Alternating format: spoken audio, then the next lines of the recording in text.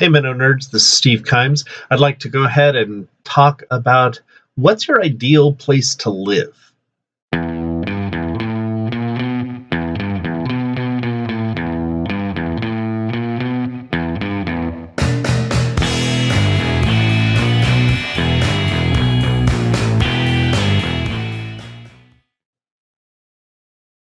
And so I just want to introduce this idea, this notion that others can respond to. I hope others will respond to it, about an ideal place to live. What is the best place that you can imagine living? And I mean that in a few ways. So let me kind of explain what I'm talking about. So first of all, when I mean an ideal place, maybe the ideal place for you, where are you best going to have peace? Where would you best have a place that is ideal for you to live? So let me give you an example. For instance, my wife and I have been talking about moving out of Portland into a quieter community, a smaller community, and having a house just to ourselves, so that and nobody else living with us, without our children and all that. But we still would have maybe a couple tiny houses on the community where other folks can live, um, and then our children could come and visit us. But it'd be a place where we could be quiet, and we can actually have some just a time of peace, because we've gone through a lot in the last 20 years. Another possibility that you could talk about is an ideal place for to do ministry, or ideal place to do work together.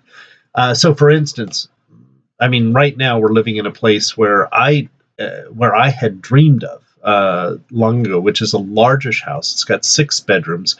We've actually got, right now we have 10 people living in it, and we originally had, or not originally, but at one point we've had 16 people living here all together, where it is a Christian community, a community for discipleship, but also a community where people who otherwise wouldn't have housing can have housing.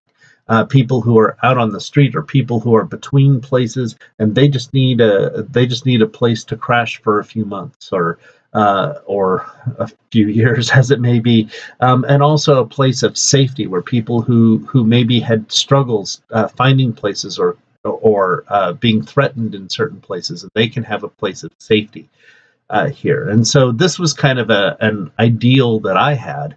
And we've been able to establish this and do this, and we've been living here for 13 years. Yeah, for 13 years now. And so we've been able to kind of accomplish that goal.